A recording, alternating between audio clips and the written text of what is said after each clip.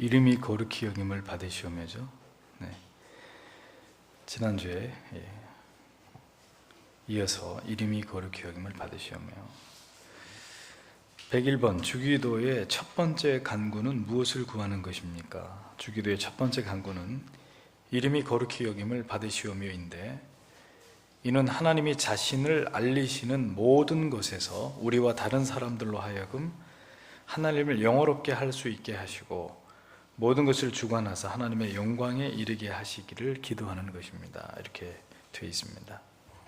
자, 오늘 우리가 시편의 세 군데의 말씀을 들었는데, 시편은 하나님의 성호를 선명하게 찬양하고 있는 시적인 특성을 보여줍니다. 오늘 읽은 본문 속에서도 시인은 하나님을 경배하고 찬양해야 되는 이유를 분명하게 고백하고 있는 것을 볼 수 있죠.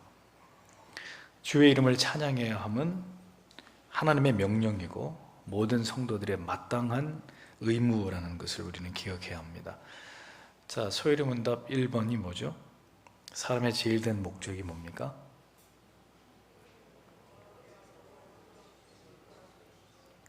네. 뭐라고 하시긴 하시는데 제 귀는 하나도 안 들어오는 것 같아요. 하나님을 영화롭게 하고 영원토록 그를 즐거워하는 것이다.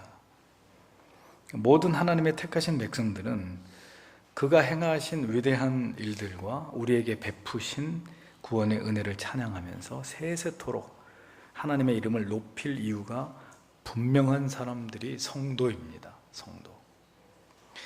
그러므로 예수 그리스도께서 무엇보다 다른 기도를 다 놔두고 하늘에 계신 우리 아버지를 이제 불렀습니다.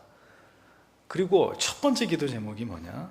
바로 하나님의 이름을 거룩히 여김을 받으시기를 기도해라. 이걸 가르치신 거예요. 그러니까 우리의 드리는 모든 기도, 나아가서 우리가 존재하는 이유, 목적, 우리의 삶에 우리가 궁극적으로 추구하는 바, 이게 다 이 첫 번째 기도 제목 안에 다 들어가 있습니다.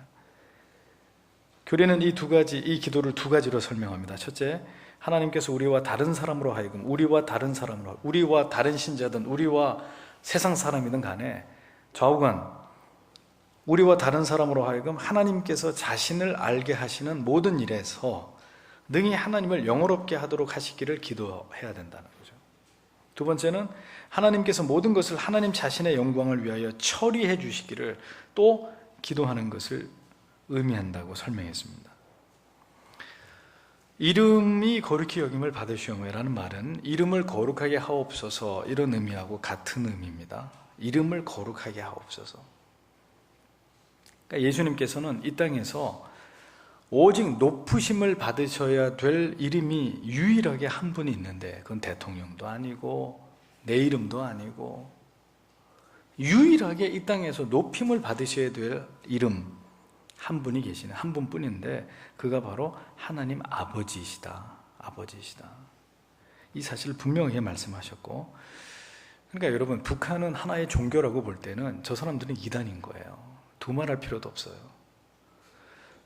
만약에 길 가는 사람을 붙들고 당신 김정은이가 당신의 아버지요 아니요 그랬는데, 미쳤어요? 김정은이가 우리 아버지게? 그 사람은 구원받을 수 있는 희망이 있는 사람인데, 김정은이가 우리의 용도자고 지도자고 우리 아버지시면 그 사람 지옥 가는 사람이에요. 북한은 하나의 종교란 말이죠. 저기는 자기의 지도자들 이름을 높이지, 저 사람들은 하나님을 높이는 사람들이 아니잖아요. 저 중에 하나님을 믿고 예수를 믿고 하나님의 이름을 높이는 사람들은 당연히 천국에 가는 사람들이지만 하나의 종교란 말입니다.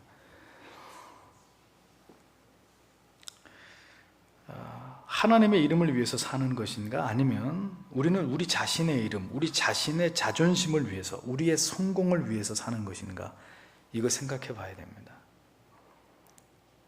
하나님의 이름이 높임을 받는 게 우선이냐, 내 인생이 우선이냐, 내가 추구하고 꿈꾸는 것을 차지하는 것이 우선이냐. 주목해 봐야 될 점은 예수 그리스도께서는 하나님의 아버지를 거룩하게 하시라고 하지 않았고, 하나님 아버지의 이름을, 그 이름을 거룩하게 하시기를 기도하라고 가르치셨다는 사실입니다. 어떤 이유에서였을까요? 하나님이 거룩히 여김을 받으시는 것은 그것은 죄인들의 의지나 노력의 유무에 기인되는 것이 결코 아니기 때문입니다. 이게 무슨 뜻이냐면은 하나님께서는 누구에겐가 이렇게 거룩히 여김을 받아야 거룩하신 존재가 되는 분이 아니라는 거죠. 그분은 스스로 거룩하시고 스스로 그 무엇과도 비교될 수 없는 영광 가운데 계시는 지존자이십니다.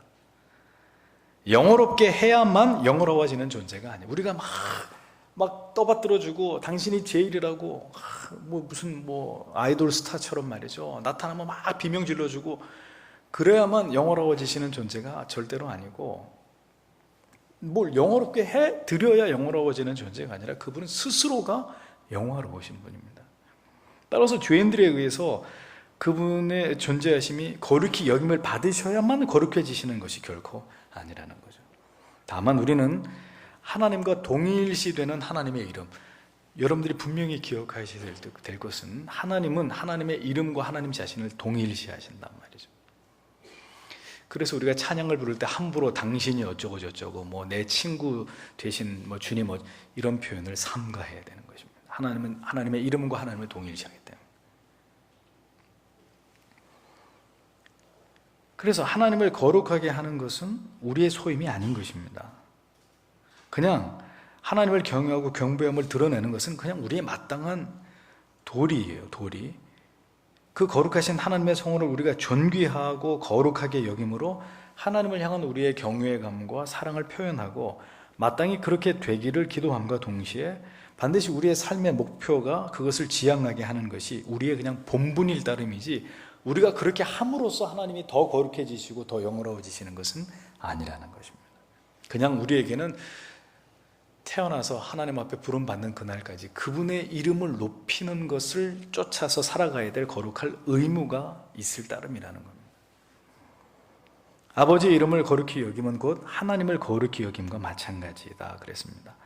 하나님을 감히 함부로 여기거나 그렇지 않거나 할 수 없는 문제이기 때문에 그렇잖아요. 우리 눈에 보이시지도 않는 하나님에 대해서 우리가 어떻게 그렇게 합니까? 그러니까 하나님의 존재하심에 대해서 우리가 그렇게 할 수는 없으니까 우리가 하나님을 향한 경외감을 무엇을 대면하면서 그걸 나타내야 되느냐? 하나님의 이름이라는 거죠.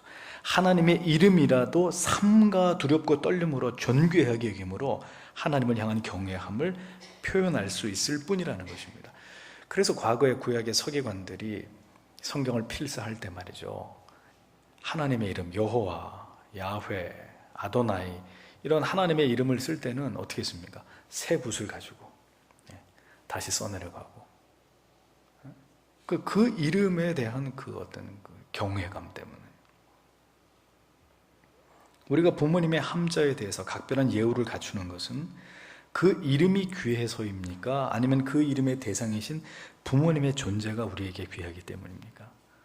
그 이름의 대상이 바로 나를 이 세상에 존재하게 하신 이유이기 때문에 우리가 아버지의 이름을 이렇게 존대하는 것이 아니겠습니까?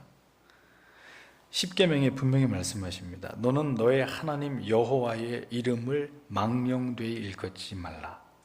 나 여호와는 나의 이름을 망령되이 일컫는 자를 죄 없다 하지 아니하리라. 이름과 하나님을 하나님 자신이 동일시하고 계신다는 것을 볼 수 있습니다. 그렇다면 하나님의 이름이 우리와 다른 사람들을 통해서 영어롭게 되시는 것은 뭘 통해서 그렇게 되시는 것인지를 생각해 봐야 되겠죠. 그냥 머릿속으로 생각만 우리를 통해 영화롭게 되시길 바랍니다, 이런다고 하나님이 영어로우시는 건 아니죠. 성도와 교회가 무엇을 지향할 때 하나님의 이름이 이 세상 가운데서 믿는 자와 믿지 않은 자 가운데서 영어롭게 될 수 있는지를 생각해 보아야 될 것입니다. 하나님께서 피조물을 통해서 영어롭게 되시는 때는 언제일까요? 언제일까요? 그것은 우리가 하나님께서 보실 때 가장 아름다운 상태로 존재할 때입니다. 이것을 제가 여러 차례 제 기억에 설교를 한 것 같습니다. 즉 모든 피조물들의 주인이 되시는 하나님께서 그 창조의 본래의 뜻과 목적을 모두 피조물들이 잘 발현하고 있을 때 하나님께서 지극히 영화로우신 분으로서 피조물들을 통해서 영광을 받으시는 상태가 된다는 거예요. 그러니까 창조한 의도와 목적, 디자인, 그 쓰임에 맞게 그것을 정확하게 그 기능을, 그 역할을 수행하고 있을 때 하나님이 그것을 지으신 것을 통한 하나님이 받으시려고 하는 하나님의 영광이 그 상태에서 이렇게 발현이 되는 거라, 나타난단 말이에요. 예를 들어서 로봇을 만들어서 사람들에게 시연을 하는 로봇 공학자가 있다고 생각해 보죠. 많은 사람들을 초청해 놓고 자기가 발명한 로봇을 시연하는데 로봇이 기가 막히게 명령대로 잘 작동을 합니다. 그럼 사람들이 탄성을 쏟아내면서 놀라워하겠죠. 야, 대단한 기술이다. 어떻게 저 로봇가 사람처럼 저렇게 움직일까? 뭐 사람들이 탄성과 찬사를 보낼 것입니다. 감탄을 하고 막 박수도 치고 로봇이야 사람이야 막. 그런데 지금 그 찬사와 그 감탄을 누구에게 보내는 거죠?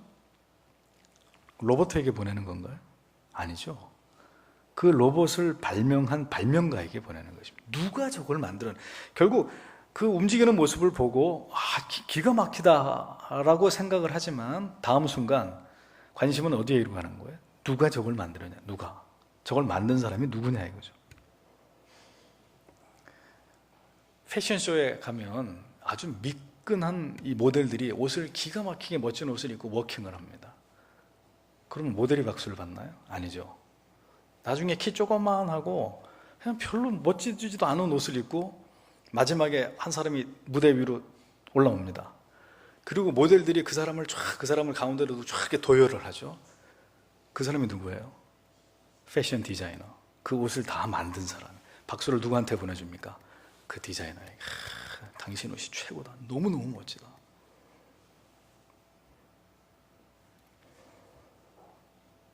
하나님의 영광은 하나님이 피조하신 세계가 그 창조주의 뜻을 따라서 그 창조의 섭리와 질서의 아름다움을 드러낼 때 극대화되는 것입니다.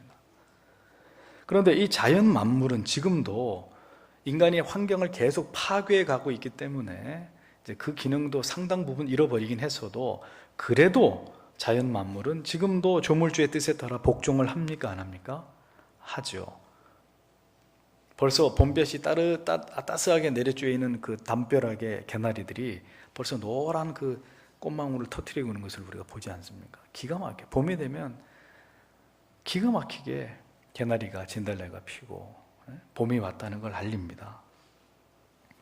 조물주의 뜻에 복종함으로 하나님의 영화로우심을 잘 드러내고 있는데, 유독 하나님께서 지으신 피조물들 가운데 으뜸인 자유의지를 가진 인간만은 여전히 조물주의 뜻에 불복하고 대항하고 심지어 신의 존재를 부정하고 있으니, 하나님이 지으신 이 세상과 인생을 바라보시면서 하나님이 기뻐하실 수 있으시겠습니까?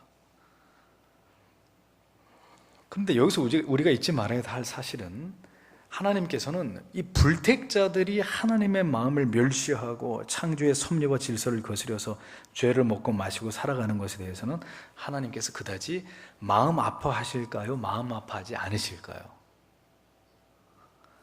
그분은 불택자들이 그렇게 살아가는 것에 대해서 마음 아파하시지 않습니다. 하나님의 마음을 아프시게 하는 것은 적어도 하나님의 자녀들은 죄악된 세상 속에서 하나님만을 의식하고 하나님께서 원하시는 뜻을 따라서 복종하고 그 뜻을 이루고 세우기 위해서 어떤 희생도 대가도 기꺼이 지불함으로 구별된 삶을 살아가야 되는 사람들입니다. 그러함에도 그 존재의 이유를 망각하고 살아가고 있는 성도들을 바라보면서 하나님의 마음이 아프신 거예요. 위로를 받아야 될 자들에게서 위로는커녕 더 큰 마음의 슬픔과 배신을 느끼는 거예요. 보세요. 사랑하는 사람, 믿었던 사람에게서 받는 실망이 큽니까? 아무것도 기대한 것도 없고 남남이에요. 그런 사람에게서 내가 어떤 실망과 상처를 받는 경우가 더 많겠습니까? 그 강도가 더 강하겠습니까? 당연히 사랑했고 믿었고 나에게는 너무너무 중요한 사람인데 그 사람이 나를 실망시킬 때, 나에게 상처를 줄 때 그건 몇 배나 더 힘들고 고통스럽고 그게 큰 아픔이 되는 거죠. 하나님이 그러신다는 거예요. 우리를 향해서.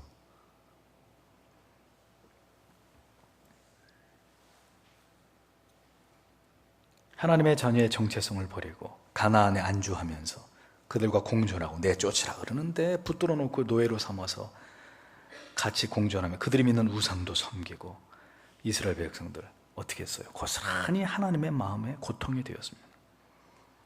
우리가 무엇 때문에 존재하고 어떠한 삶으로 하나님을 기쁘시게 해야 될지를 알지 못하고 세속적인 삶을 살아가고 있는 성도들의 삶이 하나님의 마음을 갈기갈기 찢어놓는 이유가 되는 것이라는 거죠. 하나님은 저 세상 때문에 슬퍼하시지 않습니다. 우리를 바라보시고 슬퍼하시죠.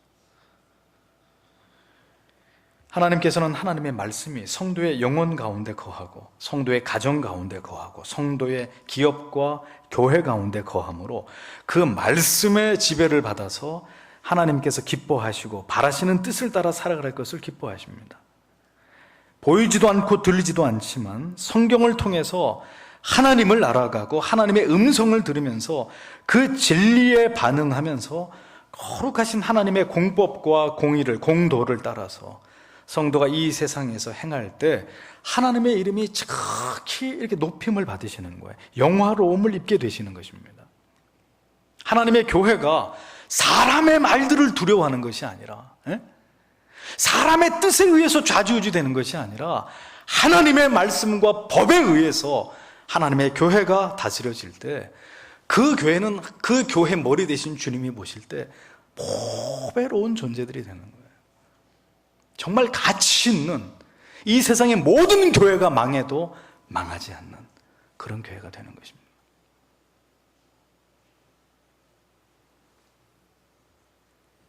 세상이 날마다 악해지더라도 그 속에서 하나님께서 기뻐하시고 선하고 의롭고 진실되고 정결하고 거룩한 삶을 살아드림으로 그 구별됨으로 그 진리를 지켜 살아가기 위해 수고하고 애쓰는 성도와 교회의 모습을 통해서 우리가 믿고 있는 하나님의 존재하심을 세상 가운데 이렇게 드러낼 때 하나님께서 이 세상 속에서 우리와 바로 다른 사람을 통해서 우리에게서 발현된 우리가 하나님을 아는 삶, 우리가 하나님을 의식하는 삶, 우리가 하나님 앞에 삶과 두려워하는 삶, 이것이 세상 가운데 발현됨으로 하나님이 영화로우심을 가지고 가시는 거예요. 다시 말씀드립니다. 영어롭게 해드려서 영어로워지는 게 아니라 우리가 해야 될 그 도리를 마땅히 함으로 하나님이 우리를 통해 받으실 영화로우심을 가져가시는 거예요. 바로 그것이 세상 가운데 저와 여러분들을 지으신 목적입니다.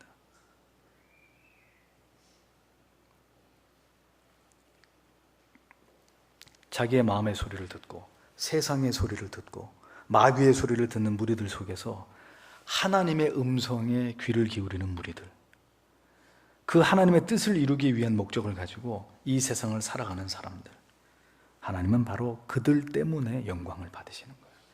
모든 사람들이 존재해서 다 그들을 통해 영광을 받으시는 것이 절대로 아니고 그렇게 뜻을 세워서 그렇게 살아가는 하나님의 자녀들과 교회를 통해서만 영광을 받으시는 거예요. 로마가 기독교를 박해할 때 로마의 군인들이 칼을 차고 지나가면서 무작위로 행인들을 딱 집어가지고 물어보는 거예요. 뭐라고? 너의 주인은 누구냐? 이렇게 물어보는 거예요. 너의 주인은 누구냐? 많은 사람들이 즉시 당연히 나의 주인은 시저요, 이렇게 대답을 합니다. 그러면 패스, 가던 길 계속 가는 거예요. 그런데 어떤 사람을 딱 붙들고 너의 주인이 누구야? 이렇게 물어보는 거죠. 이 사람이 표정이 변하는 표정이. 그러면서 나의 주인은 예수 그리스도이십니다. 크리스티아누스, 크리스찬. 이 질문에 그들은 자기의 목을 그 자리에서 내어놓는 거예요. 그냥 그 자리에서 나의 주인이 시저입니다. 속으로는 웃기고 있네. 나의 주인이 예수님이지. 여러분, 예수를 믿는다는 게 뭐라고요? 입으로 시인하고 마음으로 믿어. 입으로 시인하고 마음으로 믿어. 근데 그 순간에 예수를 믿으면서도 내 주인은 시저입니다. 그 사람은 믿는 사람이 아니죠. 그 사람은 성도가 아닌 거예요. 그 사람은 택자가 아니죠. 그래서 그 말 한마디, 나의 주인은 주님이십니다, 이거 대답하고 그 자리에서 끌려가서 맹수의 밥이 되거나 아니면 불에 태워 죽임을 당하거나.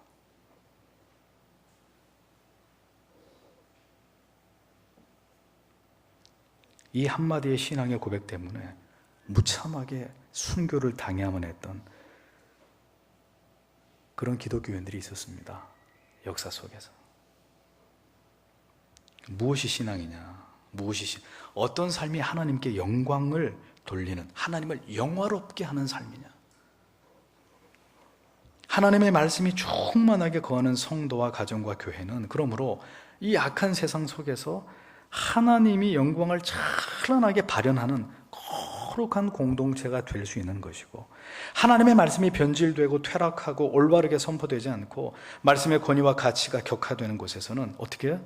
하나님의 위엄과 영광이 가리워지게 되는 것이죠. 가리워지게 되는 것이죠.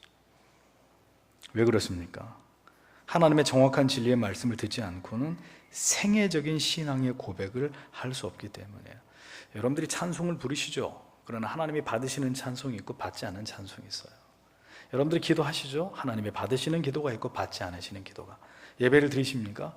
하나님이 받으시는 예배가 있고 10년을, 20년을, 30년을 예배 드려도 하나님 받지 않으시는 예배가 있어요.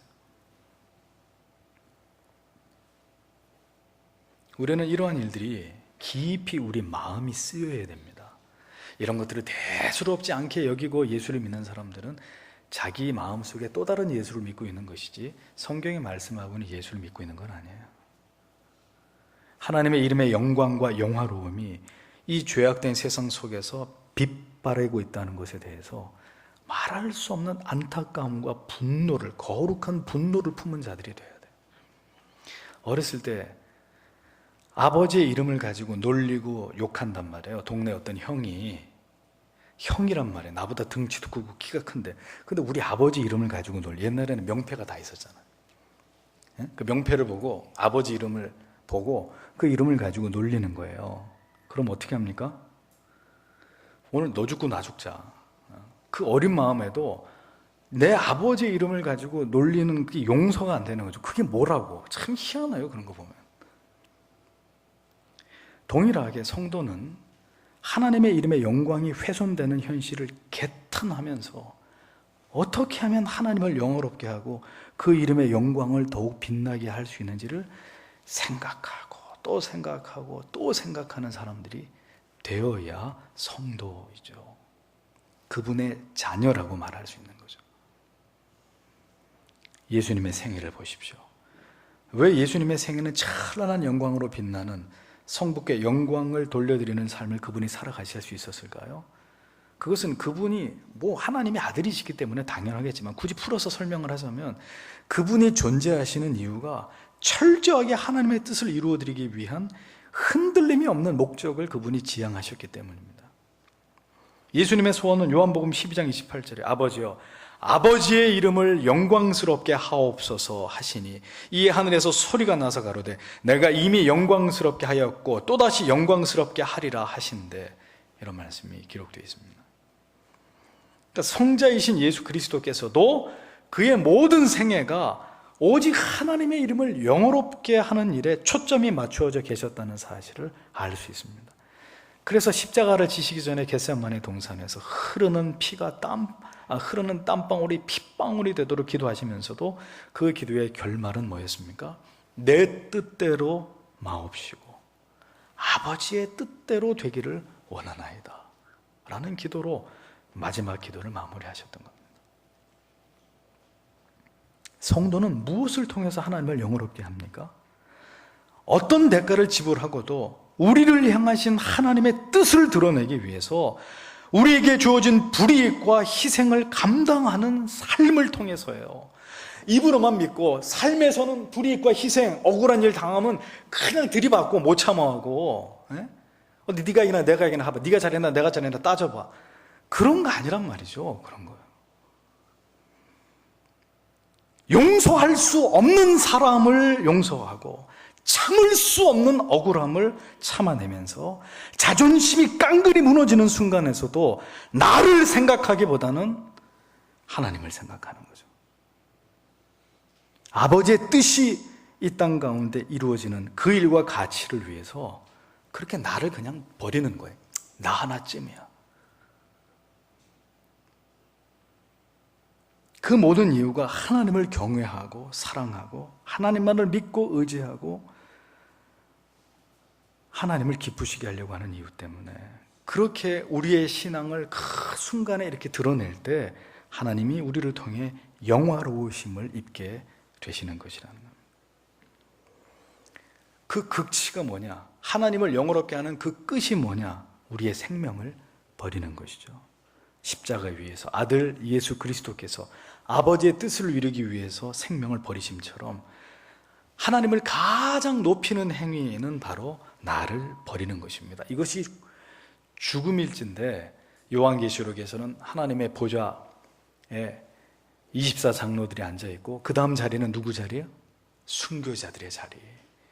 만약에 죽음을 의미한다면 그렇게까지 주를 위해서 목숨을 버린 자들은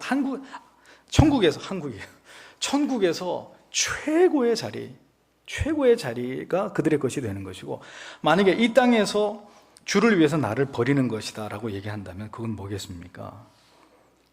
모든 고난을 주님을 위해서 감당하는 거예요. 도저히 참을 수 없고 용서할 수 없는 거 참고 인내하고 용서하고, 이게 주님 닮는 것이라면 그렇게 해야지. 나를 죽이고 해체시키고 나를 통해서 그리스도를, 하나님을 높여드리려고 하는 것, 그것이란 말이죠. 부활신앙의 핵심이 뭡니까? 부활신앙의 핵심이 뭐죠? 죽음으로써 살게 되는 것입니다. 그리스도께서 우리의 죄를 위해 죽으심으로 다시 살아나심처럼 다시 살아난다는 것을 믿는다면 나를 버릴 수 있는 것, 그것이 부활신앙이에요. 다시 살아날 수 있다는 것, 하나님이 이 모든 것을 영광으로 보상해 준다는 사실을 믿는다면 기꺼이 버리는 거, 그게 부활신앙이에요. 뭐가 부활신앙이에요 도대체가? 죽음이 없는데 무슨 부활이 있냐고요. 죽음이 없는데. 우리는 부활을 꿈꿉니다. 그런데 자기를 죽이지는 않는 거죠. 자기를 버리는 것은 부정합니다. 네가 버려라, 네가. 네가 버리지 왜 나보고 버리라 그러냐. 그러하기에 우리에게는 진정한 부활신앙의 소망이 희미한 것입니다. 그렇게 나를 버릴 때 그리스도께서 높아지는 것이고 하나님의 이름의 영광이 찬란하게 빛나게 되는 것입니다. 그것이 바로 하나님의 이름이 영광을 거룩히 여김을 받으시는 순간이 되시는 것이죠. 제가 어릴 때 말입니다, 제일 이해가 되지 않던 것이 수영복을 입은 미스 코리아가 금관을 쓰고 하나님께 영광을 돌린다, 이런 말을 할 때였어요. 제 기억에. 요즘은 그런 거 없는 것 같아요. 그죠? 요즘엔 미인 선물도 이런 거 안 하는 것 같아요. 잘하는 것 같아요. 그거는. 여자의 몸을 상품화해서, 그게 제정신들입니까? 근데 아무튼 어렸을 때 제가 이해가 되지 않는 게, 왜 수영복을 입고 나와가지고 머리를 막 이렇게 한 사람이 나중에 뭐가 됐는데 하나님께 영광을 돌린다? 왜 저 사람은 수영복을 입고 하나님께 영광을 돌린다고 할까? 예. 지금도 그런 장면들은 있잖아요. 연예인들이 상 받을 때 하나님께 영광을 돌리는, 울먹울먹거리면서 하나님께 영광을 돌리는, 종종 그런 말하는 거 있습니다. 우리도 종종 그런 얘기를 합니다. 좋은 대학에 들어가면 하나님께 영광을 돌리는 것이고, 좋은 회사에 취직하면 하나님께 영광 돌리는 것이고, 사업이 번창하면 하나님께 영광 돌리는 것과 이렇게 연결을 시킵니다. 그럼 저는 여쭤보고 싶어요. 그러면 그렇게 하지 않으면, 그렇게 안 하면 하나님께 영광을 돌리지 않는 것이고 하나님을 영화롭게 하지 못하는 것입니까? 그런 문제가 아니라는 거죠. 나는 또 묻고 싶습니다. 나는 그렇게 수영복 입고 하나님께 영광을 돌리면 이런 분들에게 물어보고 싶어요. 당신 하나님을 위해서 뭘 버렸어? 뭘 버렸어? 그리스도 때문에 당신이 포기한 게 뭐야? 에? 트로피 받아서 하나님께 영광 돌린다고? 뭘 버렸는데 주를 위해서? 왜 자신에게 가장 기쁜 날, 소원이 성취된 순간에 생뚱맞게 하나님의 영광을 거기다 갖다 붙이냐고요. 적절하지 않은 것입니다. 적절하지 않은 것입니다. 나를 버림으로. 정말 좋은 기회였고 놓칠 수 없는 순간이었지만 진리 때문에 하나님의 뜻이 결코 아니었기 때문에 아무도 알아주지 않아요. 아니, 사람들이 전부 다 나보고 바보라고 손가락질해요. 꼭 그렇게 했어야만 해? 그게 잘났어 그래. 너 참 잘났다. 아무도 나를 이해해 주지 않아요. 세상이 나에 대해서 등을 돌려버립니다. 그렇다 할지라도 하나님, 주님만 아시면 됩니다. 내가 뭐 때문에 이렇게 했는지. 그것이 하나님의 뜻이었으면 저는 괜찮습니다. 그것이 하나님께 영광이 되는 성도의 삶이죠. 움켜질 거 다 움켜쥐고 자기 하고 싶은 거 다 하면서, 그래서 뭔가가 됐어요. 하나님께 영광을 다 엉터리들이에요. 하나님께서 높임을 받으시는 모든 하나님을 영화롭게 하는 일들의 산 증거이며 표본은 바로 그리스도의 십자가입니다.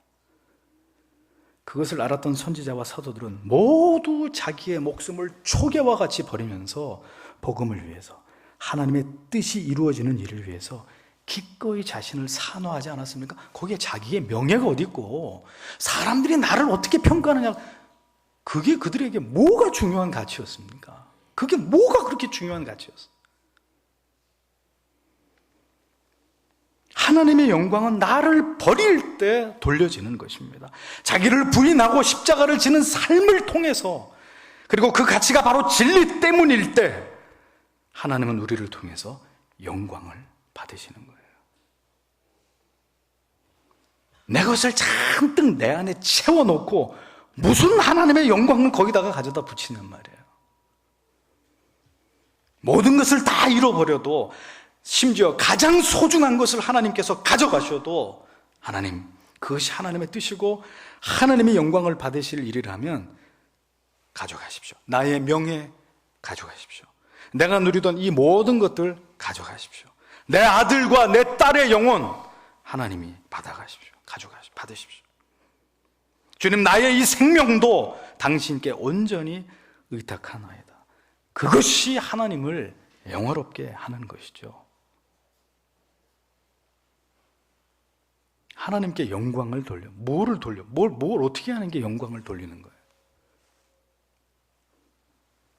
보이지 않는 하나님을 보이듯이 섬기고 경배하고, 나아가서 그 아버지의 뜻을 위해서 자신을 포기할 수 있는 그런 모습을 통해서 우리와 다른 사람들로 하여금 하나님의 영광이 드러나게 하는 것.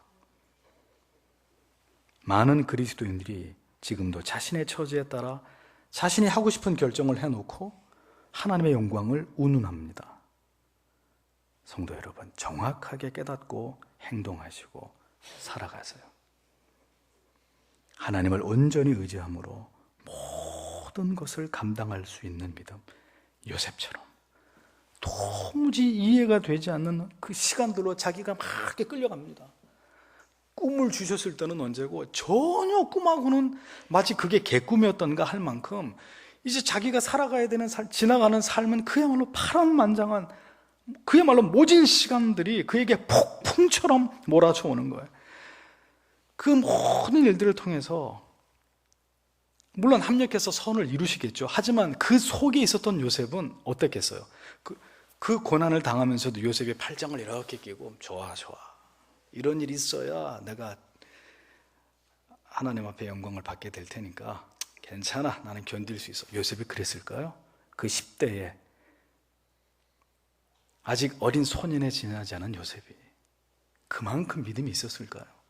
저는 아니라고 생각해요. 숱한 밤을 눈물로 보냈을 겁니다. 부모님이 보고 싶고, 물론 자기를 그렇게 버린 형제들이지만 형들이 그립고, 그 고독 속에, 억울함 속에, 외로움 속에 그 지하 감옥에 던져졌을 때도 숱한 잠 못 이루는 밤을 보내면서 주님, 하나님, 이게 뭡니까? 나에게 꿈을 주셨는데 하나님, 왜 나는 여기서 이러고 있어야 되죠? 요셉이 뭘 알았겠어요? 그러면서 그냥 그 하루하루를 하나님 의지하고 하나님 바라보고 그냥 이겨낸 거죠. 하루하루를 그냥 기약 없는데 그 하루하루가 하나님 보실 때 하나님을 영화롭게 하는 삶이었던 거예요. 언제 나갈지, 언제 그 꿈이 이루어질지, 언제 보상을 받게 될지 아무것도 누가 가르쳐줘요?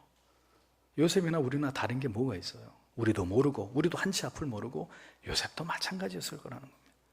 하지만 그는 보디발의 아내가 나하고 같이 좀 재미 좀 보자 할 때 그 옷을 여인의 손에 남겨두고서라도 뛰쳐나가면서 내가 어떻게 하나님 앞에서 득주하겠느냐, 그런 그의 하루하루가 하나님을 영화롭게 한 날들이었던 거죠. 그 모든 조각들이 나를 향하신 하나님의 계획을 이루는 과정이고, 그 모두를 통해서 하나님만이 영광을 받으실 것을 믿고 모든 것을 인내하는 그 믿음이 바로 하나님이 오늘 우리에게 요구하시는 믿음인 겁니다. 하나님을 영화롭게 하는 믿음. 믿음이면 다 같은 믿음이 아닙니다. 저는 그런 믿음을 소유하시는 여러분들이 되시기를 축복합니다. 그렇게 우리를 통해서 역사하시는 하나님께 모든 영광과 존귀와 감사를 돌리기를 원하는 자들의 기도가 바로 이름이 거룩히 여김을 받으시오며, 이 짤막한 기도 속에 담겨진 참된 의미 있는 것입니다. 기도하겠습니다.